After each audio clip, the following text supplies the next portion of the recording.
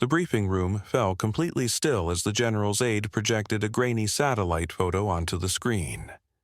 Smoke curled upward from the ruins of Forward Operating Base Talon, now nothing more than a blackened scar in the Kandara Desert, where 73 coalition troops had been entrenched just 2 days earlier. The timestamp glowed, Yo-847 Zulu. The air reeked of burnt coffee and that bone-deep fatigue that comes after 3 days without rest. Major Dean Mercer stood near the back with his arms folded, jaw locked. He'd lost friends there. Everyone had. The general, a silver-haired man named Armitage Cole, his face etched like stone beneath 3 silver stars, clicked to the next slide. It displayed fresh reconnaissance images taken at dawn. No movement. No survivors. The outpost had been crushed by a mechanized column that intelligence insisted couldn't possibly exist. Yet it had. And now Talon was a graveyard. Air support was requested at 0822, Cole said, his voice calm, clinical. No aircraft had reached the coordinates in time. By 0845, all radio contact was gone. He stopped, letting the silence grow heavier. We lost them. Someone coughed. Another shifted uneasily in their seat. Mercer's eyes stayed on the screen, the desperate transmissions replaying in his mind, voices begging for close air support, the rattle of gunfire crackling behind them. Then nothing. We scrambled 2 F-16s from Bergstrom Air Base, Cole continued. They were airborne at 0828 but hit heavy SAM fire crossing the border. They had to abort. His gaze swept the room. One A-10 Warthog, call sign Reaper 7, was already on patrol. She diverted without clearance. Mercer's head snapped up. Without clearance, that could only mean one thing. Someone had gone rogue. Someone had ignored the abort order and flown headlong into a storm of anti-aircraft fire, hostile interceptors, and a collapsing kill zone with no backup at all. Pure suicide. That's what it was. Reaper 7 entered hostile airspace at AHO 834, General Cole said, his tone flat. Last radar contact came at AO 839. We lost her signal at AO 841, no ejection beacon, no distress call. No wreckage either. He shut off the projector, plunging the room into darkness. As of this morning, Reaper 7 is listed as missing in action, presumed killed. Major Mercer felt his chest constrict. Missing. Presumed dead. The words landed like stones. He'd seen A-10s drag themselves home before, torn, smoking, half alive, but never from something like this. Never from a zone where every radar screen glowed red. Then the door burst open. A young lieutenant stumbled in, pale and breathless. "General Cole, sir," he gasped. "The tower just caught a transponder signal. Low altitude, bearing 270. It's Reaper 7. The room exploded in disbelief. Cole's face stayed unreadable, though his eyes sharpened. "Confirmed." "Yes, sir, she's inbound. ETA, 12 minutes. 12 minutes. Mercer was already halfway to the door, boots pounding against the tile. The rest of the room surged after him, a rush of disbelief and adrenaline pounding through every step. Outside, the tarmac shimmered beneath the midday sun, heat waves distorting the horizon under a merciless, empty blue sky. Far off, a black speck emerged, dragging a thin trail of smoke. It crept closer, too slowly, too unsteadily. Soon its outline took shape. Broad wings, blunt nose, twin engines high and wide, an A-10 Thunderbolt II, but barely holding together. Something was off. The jet staggered in the air, one wing drooping low. Thick smoke billowed from the left engine. Its landing gear hung crooked, only half locked in place. And yet, impossibly, it kept coming. "Jesus Christ," someone breathed. Major Mercer raised his binoculars. Through the glass he saw the scars. Holes punched clean through the fuselage, jagged and smoking. The tail fin was shredded, the canopy crazed with spider cracks. He shifted focus to the tail code, Reaper 7, no mistaking it. "Who the hell is flying that thing?" Major Dana Holt asked beside him, voice tight. "Captain Alara Voss," Mercer said quietly. Holt blinked. "Voss? The one they reassigned to cargo runs?" "The same one. She's a washout. They grounded her after—" "She's alive," Mercer cut in, his tone hard. "That's what matters now." The battered A-10 wobbled lower, the nose dipping and lifting like a wounded bird desperate to stay airborne. From the control tower, calm but urgent voices crackled through the emergency frequency. "Reaper 7, tower. Confirm your status." "Do you require emergency gear on the runway?" The controller's voice crackled through static. For a tense moment there was only white noise. Then a voice broke through, ragged and shaking. "Tower. Reaper 7, I'm holding together. Gears jammed. Hydraulics are gone. I'll take the barrier." The crash barrier. Their last desperate option. A steel-cabled net stretched across the runway meant to stop aircraft too crippled to land on their own. Sometimes it saved lives. Other times, it turned a landing into an inferno. "Copy. Reaper 7, the tower replied. "Barrier armed. Emergency crews in position. You're cleared for a straight-in approach, runway 23. "Affirm." Major Mercer's jaw locked tight. The A-10 was a flying tank, built to take punishment and limp home. But even tanks had limits. He could see dark streaks of fuel spilling off the left wing, a trail just waiting for a spark. One flash, and she'd ignite like a flare. The Warthog lined up with the runway, sinking lower, the engines whining in protest. The nose dipped once, twice, and for a heartbeat it looked like she'd never touch down. Then the wheels slammed against the tarmac. Hard. The jet bounced, twisted sideways. The left main gear collapsed, and a shower of sparks erupted as the wing carved across the pavement. The crippled plane hurtled toward the barrier, then hit.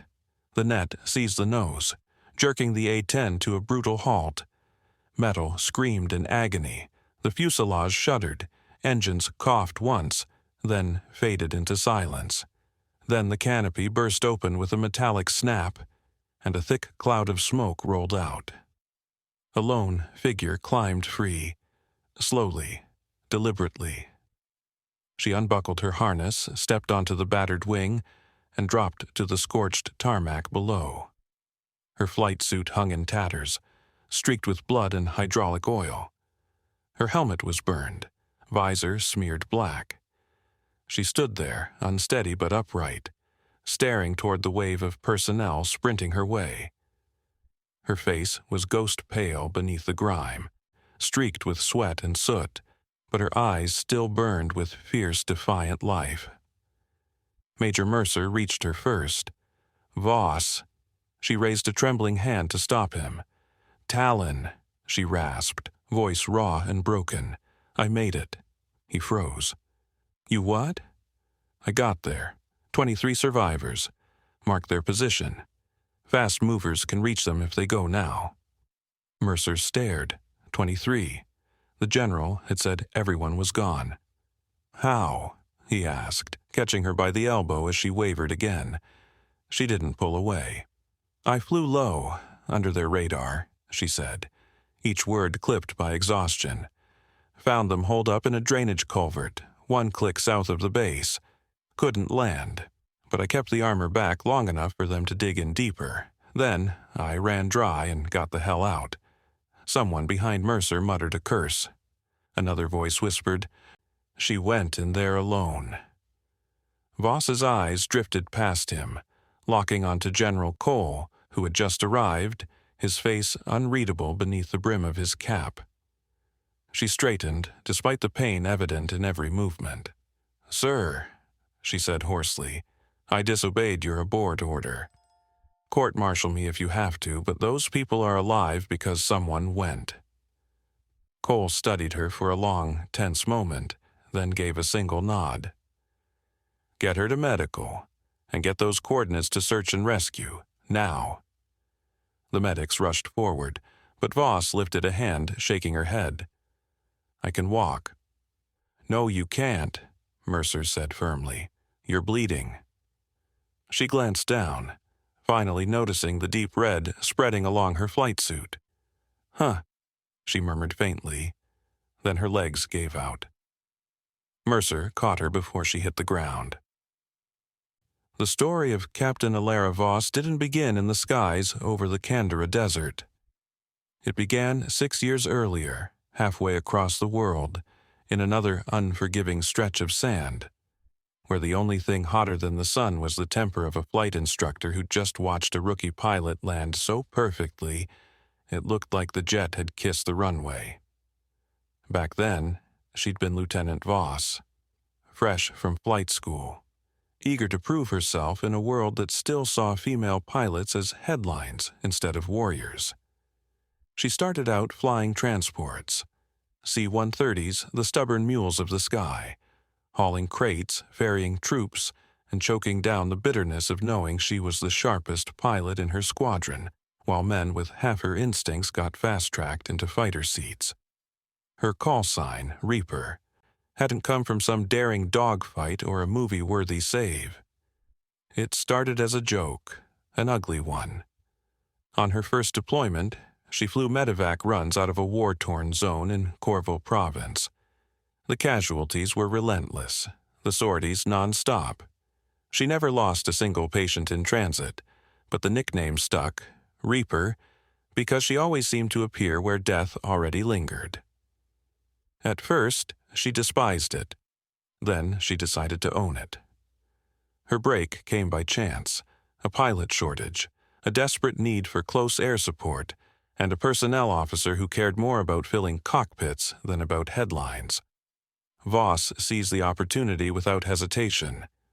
The Warthog wasn't pretty. It was slow, heavy, and ugly as sin, but built around a 30mm cannon that could tear tanks in half. It couldn't climb fast or break sound barriers, but it could take punishment, fly low, and bring its pilot home in one piece. It was exactly her kind of machine. For 3 years, she'd been one of the best. Her CO had put her up for commendations twice, and she'd logged over 800 combat hours, more than some pilots saw in an entire career. Then came the mission that broke everything. A run over Corvo, bad intel. The grid was wrong. She'd fired on what she thought was an enemy convoy. It wasn't. 12 civilians died. The inquiry cleared her. Command had signed off on the target, but optics didn't care about paperwork. The media pounced. A female pilot, civilian deaths. The headlines wrote themselves. They quietly reassigned her to cargo duty and told her to keep her head down. For 2 long years, she flew supply routes, day after day, the same flight plans, the same empty skies, watching her edge dull and her confidence bleed away. The other pilots didn't shun her out of cruelty, just discomfort. She was a reminder that all it took was one bad call, one bad coordinate to end everything. She stopped going to the officers' club, stopped making small talk. She flew, filed her reports, and tried not to think about the roar of the GAU-8, that visceral tremor that shook the whole airframe when the cannon spat fire, the feeling of being exactly where she was meant to be. Then came the morning Talon called for help. She'd been on a routine resupply flight, flying solo, half asleep with boredom. The radio was filled with the usual chatter. Weather briefings, checkpoints, idle updates, until suddenly the emergency channel erupted. Static, screams, gunfire, a desperate voice begging for close air support. She listened as the F-16s aborted, heard the tower order all aircraft to hold position, and made her choice. She banked hard, throttled up, and turned straight toward the chaos. Nobody told her to. Nobody cleared her to go. She just decided 2 years of hauling crates wasn't how her story would end. That flight into Talon was the longest 30 minutes of her life. She flew nap of the earth, hugging the terrain so low her altimeter screamed at her. The desert blurred beneath her like streaks of sand and shadow. Her radar warning receiver lit up like a Christmas tree.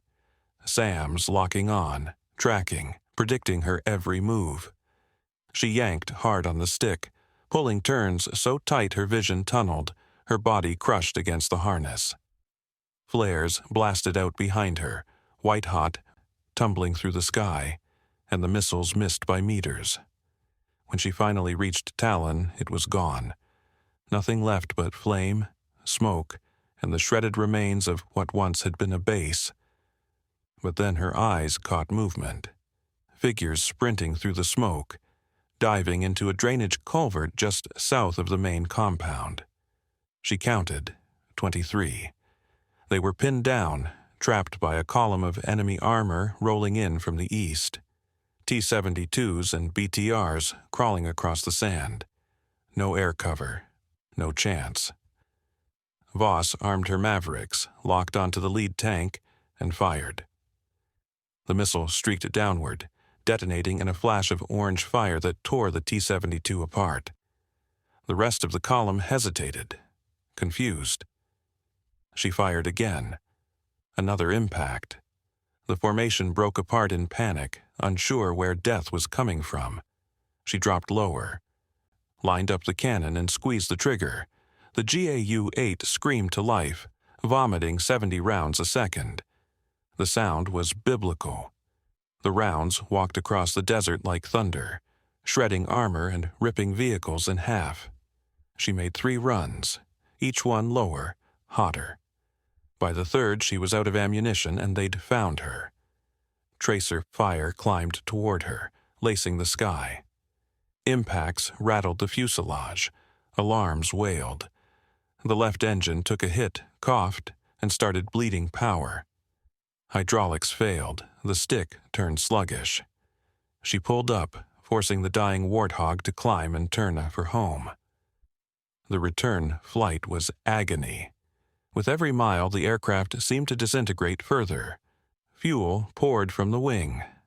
Avionics flickered. Controls lagged. She whispered to the plane like it could hear her, coaxing, pleading, just a little longer. And somehow, impossibly, it obeyed. Now, flat on a cot in the medical tent, an IV dripping into her arm while a doctor stitched the shrapnel wound in her thigh, Captain Alara Voss stared at the canvas ceiling, trying to make sense of it all. She'd gone in alone, against orders, into a mission that should have been her grave. And somehow she'd made it back, and somehow she'd made it back. The survivors were being lifted out. The enemy armor had fallen back into the dunes. She'd done what she was trained for, but the tally was already forming in her head. The ignored abort order, the unauthorized incursion into hostile airspace, the wrecked aircraft. The paperwork alone would be a war of its own. And then there'd be the attention, the scrutiny. The media that had torn her apart over Corval would circle again, ready to pick through every second of her flight. The tent flap rustled. General Armitage Cole stepped inside, his boots thudding on the plywood floor. He looked down at her. She met his gaze, too drained to stand. When she tried anyway, he motioned her to stay put. "At ease, Captain." "Sir?" Cole unfolded a chair and sat across from her. For a long moment he said nothing. Then, "Search and rescue pulled out 23 people from Talon 2 hours ago. They're alive because of you." Voss nodded once. "Good. You disobeyed a direct order?" "Yes, sir." "You flew into a high-threat zone with no clearance, no support, and almost no chance of survival." "Yes, sir." Cole leaned back. "Why?" She held his stare. "Because no one else was going." He studied her for a beat, expression unreadable, then stood. "You'll be debriefed tomorrow. there'll be an inquiry. That's inevitable." He paused at the tent flap. "But for what it's worth," he added quietly, "that was the gutsiest thing I've seen in 3 decades." He left before she could reply. Voss let her eyes close and finally surrendered to exhaustion. Outside, on the tarmac, crews swarmed the remains of Reaper 7. They counted more than 200 impact holes. The left engine was destroyed, wing spars cracked, hydraulics shredded. A grizzled crew chief, Master Sergeant Ray Donovan, stood with his hands on his hips, shaking his head. "This thing should have fallen apart mid-air," Donovan muttered. His young assistant nodded, still staring at the wreck. "How the hell did she even fly it back?" The Master Sergeant glanced at the scorched canopy and the blood-spattered seat. "Because she's better than us," he said quietly. "That's how." 3 days later, the inquiry convened in a stifling, windowless room that reeked of sweat and recycled air. Captain Alara Voss sat at a lone table facing 5 officers, each wearing some version of the same expression: skeptical, guarded, or outright hostile. At the center sat Colonel Mason Hale, a man with a law degree, a flawless uniform, and a reputation for ending military careers like clockwork. He flipped through a thick folder without glancing up. "Captain Voss," he began, "you're here to account for your actions on the morning of September 18th. Specifically, your decision to ignore a direct abort order and enter hostile airspace without authorization." He turned a page. "Do you dispute any of the facts outlined in this report?" "No, sir," she said evenly. She'd been through this before. She knew exactly how it went. "Then let's be clear," Hale said, finally looking her in the eye. "You violated protocol. You risked a multi-million-dollar aircraft. You acted outside the chain of command, and you did it knowing full well those actions could result in a court-martial." He leaned forward, his tone sharpening. "What do you have to say for yourself?" Voss drew a slow breath. "I heard people dying over the radio. I had the means to help. I made a decision. A decision that wasn't yours to make," Hale cut in sharply. "You're a captain, not a general. You don't get to rewrite command structure because you've got a savior complex." "I don't," she said quietly. "You have a history of poor judgment, Captain. Corval Province, 12 civilian deaths, and now this." The room seemed to drop 10 degrees. The words hit harder than she expected, and Voss felt the old wound split open again. The shame, the anger, all clawing back to the surface.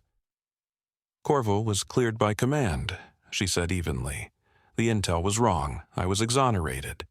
"You were reassigned," Hale corrected coldly. "There's a difference." "Sir, with respect, I'm not interested in respect, Captain." He cut her off. "I'm interested in accountability. You seem to think the rules don't apply to you, that your personal judgment outweighs the chain of command.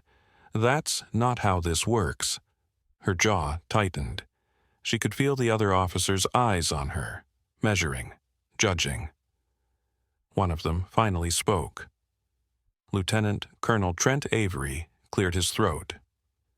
"Colonel Hale, I've reviewed the flight data. Captain Voss's actions most likely saved 23 people. The enemy armor was minutes from overrunning their position.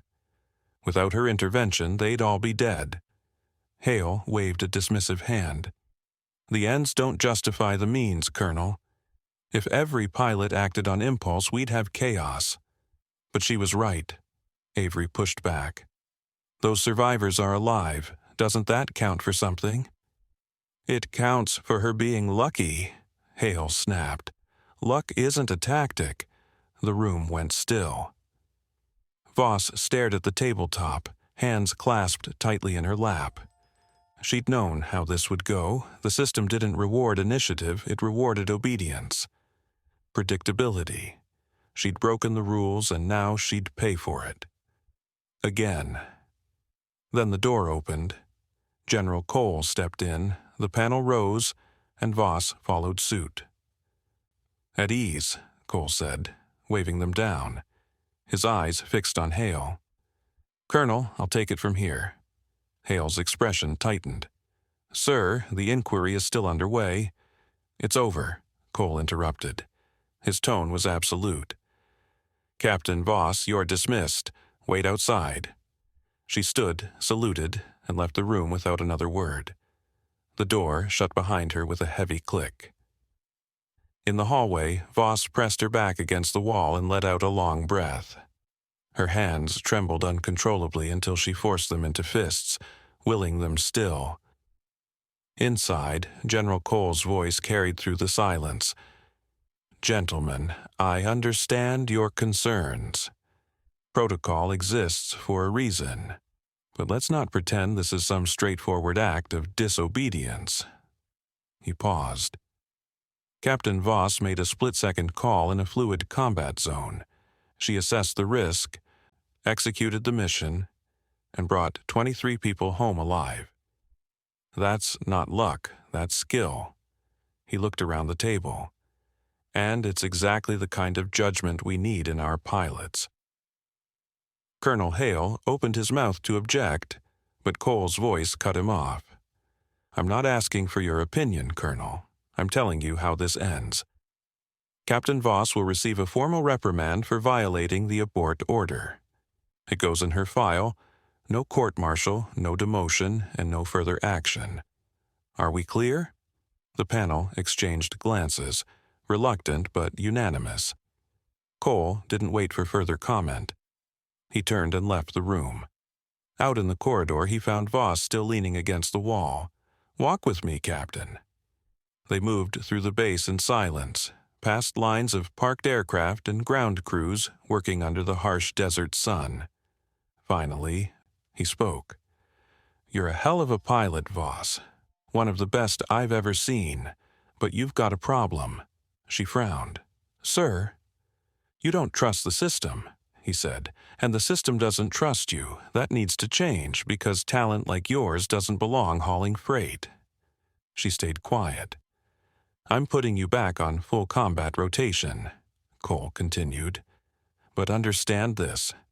Next time you pull a stunt like that, I won't be able to cover you." She stopped walking. "Why are you doing this, sir?" He turned to face her. "Because we're at war, Captain. And wars aren't won by people who follow every rule. They're won by the ones who know when to break them." He started forward again. "Don't make me regret this." "I won't, sir." He gave a small glance over his shoulder, saying nothing. But the faintest hint of approval flickered in his eyes.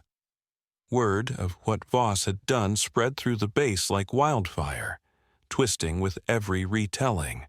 Some claimed she'd wiped out an entire armored division alone. Others swore she'd flown straight through a nuclear fireball. The truth was already unbelievable, but the exaggerations made her sound like something out of legend. Pilots who hadn't spoken to her in years suddenly wanted to buy her drinks. Crew chiefs who'd barely looked her way were now asking for signatures. She despised it. The praise felt hollow, performative. These were the same people who'd turned their backs on her after Corval, who'd whispered when she walked by, who'd made her feel like a ghost in her own squadron. Now they wanted to stand beside her because she'd done something reckless and survived. Major Dean Mercer was one of the few who didn't change. He'd always treated her with calm professionalism, respectful, never patronizing. Now, sitting across from her in the officers' mess, he finally asked the one question no one else dared. "How are you holding up?" Voss looked up from her tray. "I'm fine." He smirked. "You're a terrible liar." She almost smiled. "I've had better weeks." Mercer nodded. "You flew into hell and came back. That's not something most people can just shrug off. I did my job." "You did more than that," he countered. "But you also painted a big target on yourself again. Everyone's watching. waiting to see if you'll break. I'm not going to crack. Good, he said, leaning back. Because the world needs more pilots like you, not fewer. She studied him, genuinely surprised. You actually believe that? I've read your file, Mercer said. Before Corval, you were one of the best, and you still are. Don't let the bastards convince you otherwise. She didn't answer, but something inside her, something long locked away, finally eased. That night, back in her quarters, Voss sat on the edge of her bunk and stared at the faded photograph pinned to the wall. It was old, creased at the edges, its colors faded to a muted wash. Her father in his Air Force dress blues, standing proudly before an F-4 Phantom. He'd been a pilot, too, back in Vietnam. He'd taught her to love the sky, to see flight not as a career, but as a calling. He'd taught her something else, too, that the sky didn't care about gender, background, or politics. It only cared if you could fly. He'd died when she was 16, a training accident, mechanical failure. At the funeral, men in uniform murmured platitudes like, "He died doing what he loved," as though that eased the pain. She had joined the Air Force for him, to honor him, to prove his legacy wouldn't vanish. But some days she wondered whether he would be proud of the pilot she'd become, or disappointed by the choices, the broken rules, the lives she couldn't save. She brushed her fingers across the photo, tracing his face. "I'm trying, Dad," she whispered. "I'm trying." The next morning, Voss was cleared to fly again. Helmet under her arm, she walked onto the flight line and stopped short. It wasn't Reaper 7. That battered warbird was still in pieces, stripped for parts. This was a different A-10, newly painted, the call sign stenciled boldly on its nose. Reaper 7, Actual. Someone had added a small decal beneath it, a grim Reaper with a raised scythe standing atop a pile of wrecked tanks. A lump caught in her throat. Master Sergeant Ray Donovan walked over holding out a clipboard. "Figured you earned it," he said. "The decal, I mean. Hope you don't mind." She shook her head. "I don't mind." "Good, because you're stuck with it now." He passed her the pre-flight checklist. "She's all yours, Captain. Don't break this one." "I'll try." Donovan grinned. "That's what you said last time." Voss climbed into the cockpit, the scent of jet fuel and warm oil washing over her like an old memory. She buckled in, ran through the checklist, and felt the machine come alive beneath her, the deep vibration of power building through the frame. The engines thundered, steady and strong. The instruments glowed to life. Familiar and reassuring. For a moment, she closed her eyes, letting the hum settle her nerves, then keyed the radio. "Tower, Reaper 7. Actual, request taxi clearance." "Reaper 7, Actual Tower. You're cleared to taxi, runway 23. Winds light, visibility unlimited. Have a good flight, Captain." "Copy, Tower, Reaper 7. Actual taxiing." She rolled onto the runway, lined up perfectly, and pushed both throttles forward. The Warthog surged ahead, gaining speed until the nose lifted and the ground dropped away. She climbed into the endless blue, leaving the base and everything tied to it, far behind. Up here, above the desert, above the noise, the bureaucracy, and the judgment, she was finally free. The sky didn't care about Corval. It didn't care about inquiries or headlines or whispered doubt. It only cared about one thing, whether she could fly. And she could. At 10,000 feet, she leveled out, the horizon stretching infinite in every direction. The radio was silent. No chatter, no emergencies. Just her and the sky. She thought of the survivors from Talon, wondering if they knew who'd kept them alive, and if it even mattered. She thought of her father, the photo on her wall, the legacy she was still trying to live up to. And then she heard Major Mercer's words echo in her head. The world needs more pilots like you. Maybe, just maybe, he was right. Maybe she wasn't broken after all. Maybe she was just scarred. And scars, she'd come to realize, were proof that you'd survived. She banked left, sunlight flashing across her wings as she turned toward the horizon. The weeks that followed blurred together. Missions, sorties, long hours in the cockpit. Voss flew patrols, close air support, recon runs, rebuilding her reputation one flight at a time. She proved that Talon hadn't been a fluke. The other pilots started to look at her differently. Not as the one who'd failed at Corval, but as the one who'd flown into hell and dragged 23 people back from it. Respect came slowly, awkwardly at first, but it grew. One afternoon, after a brutal mission, she opened her locker and found a note tucked inside. The handwriting was rough, the message simple. You saved my life at Talon. Thank you. Corporal L. Gendis. She stared at it, throat tightening. She didn't know who Gendis was, didn't remember his face in the chaos, but he'd been there, and now, because of her, he was alive. She folded the note carefully and slipped it into her flight suit pocket. From that day on, she carried it on every mission. A quiet reminder, a small talisman against doubt. The war dragged on, the missions blending together, but Voss kept flying. She kept showing up. Slowly, the whispers turned into nods, the mockery into respect. The skepticism became admiration. She wasn't just the pilot who broke orders anymore. She was the one who never quit. Pilots started seeking her out for advice. Crew chiefs requested her bird. Even the brass, the same officers who'd nearly buried her career, began to nod approvingly when her name came up. She never forgot Corval. The weight of those 12 lost lives never left her, but she learned to carry it, to let it define her without destroying her. Every mission mattered.